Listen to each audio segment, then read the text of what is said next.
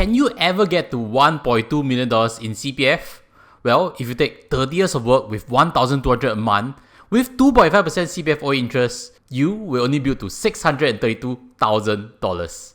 Wow, that's only half of the target, correct? And that's only assuming if you didn't use anything for property. But today, I have a real case study of someone who has more than $1.2 million in CPF OA. I'll show you exactly how he got there. And in addition, I'll also be sharing with you why, if I were him, I'll take some monies to invest in the REITs because it can give dividend income. So if you're curious to find out, continue watching.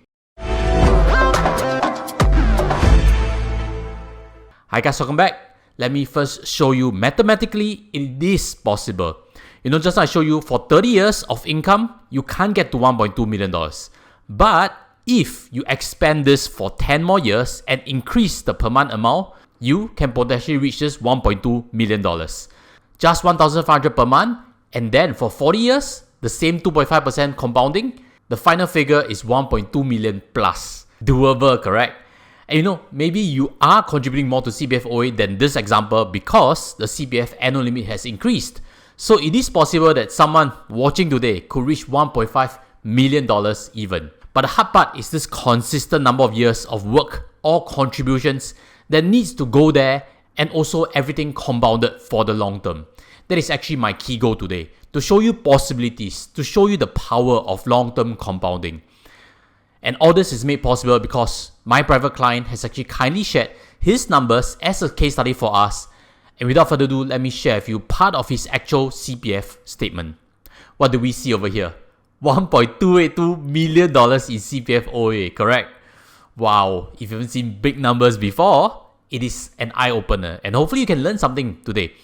And this amount, you realize he hasn't transferred much to his retirement account because that is still quite low. Later I'll be suggesting what I'll be recommending, especially when we know enhanced retirement sum is something that he can aim towards very comfortably. And maybe you also have some questions along the line, so stay tuned for that section. But I want to draw your attention right to the very top. You would see that he has earned significant total interest, correct?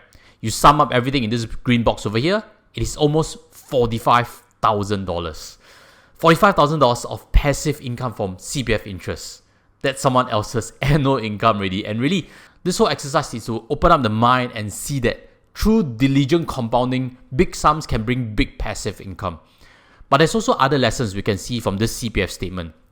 The first is that he has done voluntary contributions. These weird amounts going in is because he has still some limits towards his CPF annual amount of $37,740.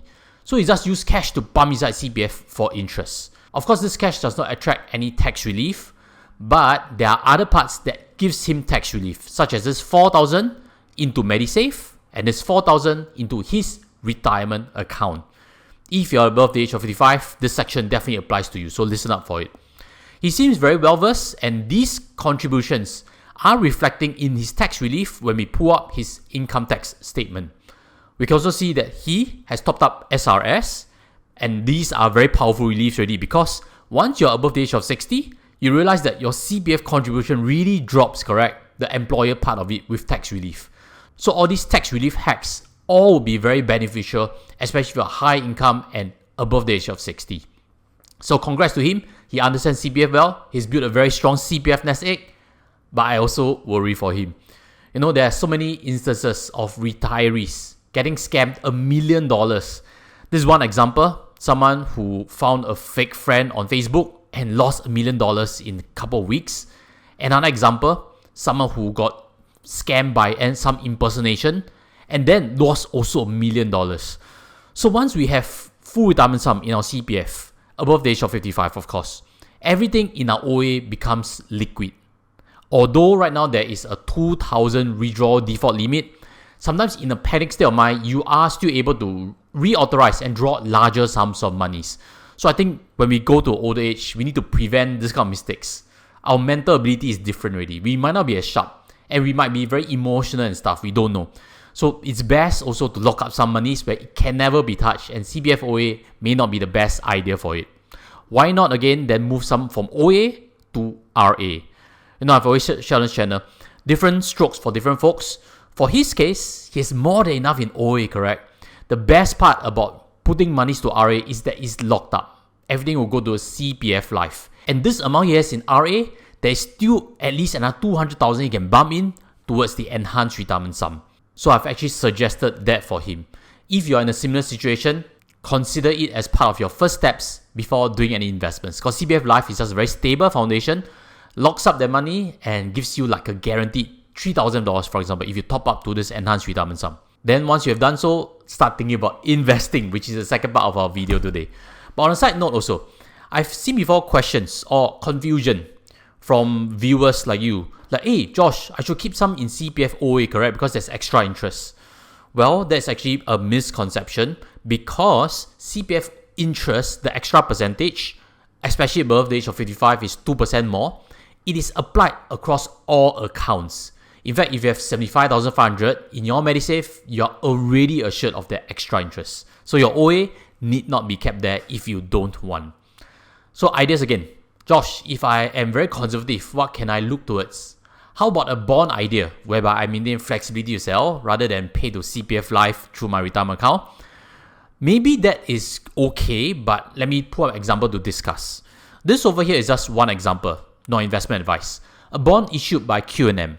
What we see is 3.8% interest for coupons and then a 3-year maturity. So if you understand bond risks, then maybe this could be a good solution that at least gives you more than 2.5%. And you can still sell it on the market anytime you want. Cons of such an idea include what if, for example, the issuer gets into any financial distress.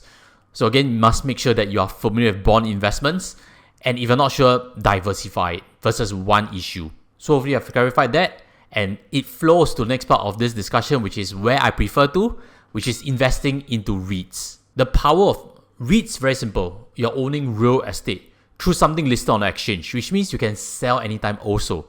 And the best part about REITs is you don't manage tenants and you get a 5 to 6% dividend yield from some of our best blue chip REITs right now. Where to start investing, where to understand REITs a bit better, maybe let's firstly look at IHS REITs Leaders Index. This is a composition of all our biggest, most liquid REITs, and we would see that the overall index has formed a bottom, correct? I know what you're thinking. Yeah, Josh, too late already. I missed the bottom.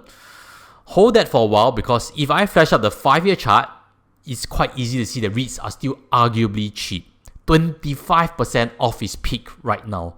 So before you worry too much that you missed the boat, the opportunity to invest is still there. I still believe that REITs are undervalued as of right now. And for myself, I think retail S-REITs are about the simplest to forecast, simplest to understand.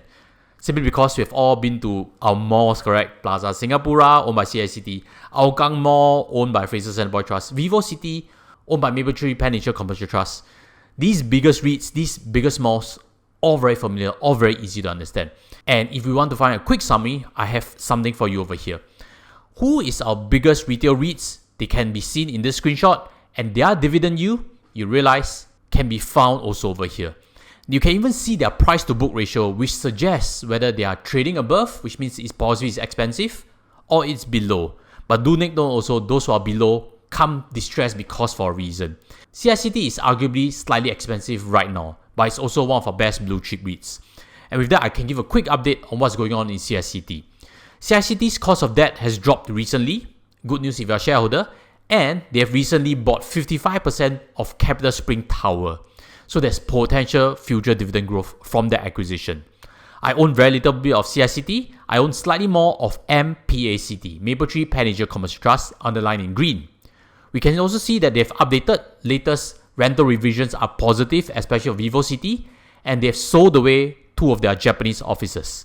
I think the overseas assets are very tricky, and I'm happy that they are divesting, reallocating a bit more towards the Singapore side. So I'm happy for that.